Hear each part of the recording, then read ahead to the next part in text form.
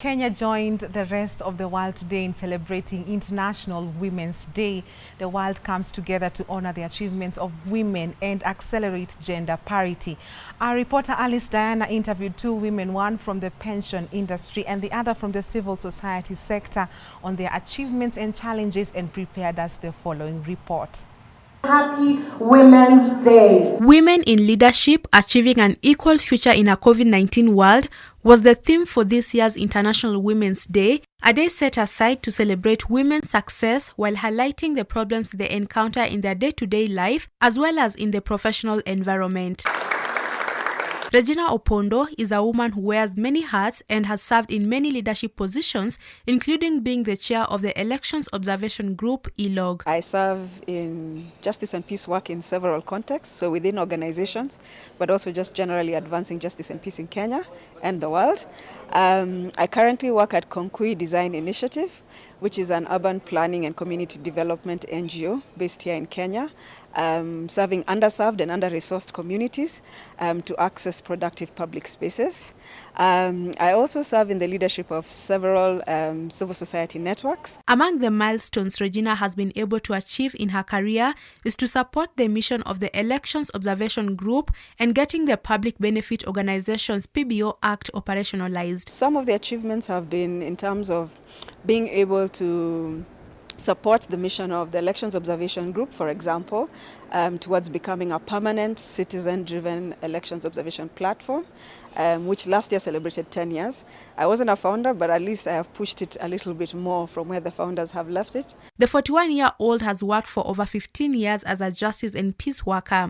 She says her road to success has not been easy as she has faced a number of challenges, including personal security and demands of balancing personal life and social work. There are challenges, of course, around your personal security, on how people perceive you, and especially in the context of Kenya, where lenses are often either gendered lenses are applied to you and your decisions and your leadership, or ethnic lenses are applied to you, your decisions and your leadership, rather than focusing on the content of what you say. Carol Mukonyoro is also one of the women in Kenya who has made several strides in her career. Carol, who started working as an intern at Octagon Africa back in 2009, is now the chief operating officer at the company. Over the years she has been in the company, the 34-year-old has risen to different roles and responsibilities. After my internship, shortly thereafter, I was given an opposition to do pension administration, which is basically the core of the business. A few years later, I grew into a relationship manager role, where I was able to manage clients, attend board meetings, offer them advisory services in respect to their retirement benefits that they manage and also the positions that they hold as trustees of pension schemes.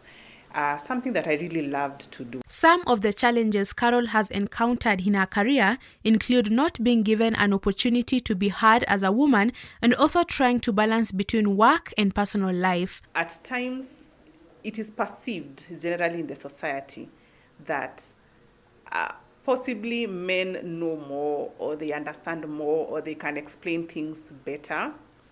Yeah, but one challenge that I faced, especially in my role as a relationship manager, was to sit on that advisory seat and to be able to offer finance managers, HR managers, CEOs of big companies advice in terms of pension, which is and was my subject matter expertise. Carol is advising other women to believe in themselves, be confident, and above all, put their trust in God. Whilst society has made progress with gender equality, there are still some challenges that women face in the workplace and at the community level that hold themselves and their careers back. Violence against women, VAW, also known as gender-based violence, and sexual and gender-based violence, SGBV, are some of the issues that still hold back many women. For Hope TV Newswatch, I'm Alice Diana.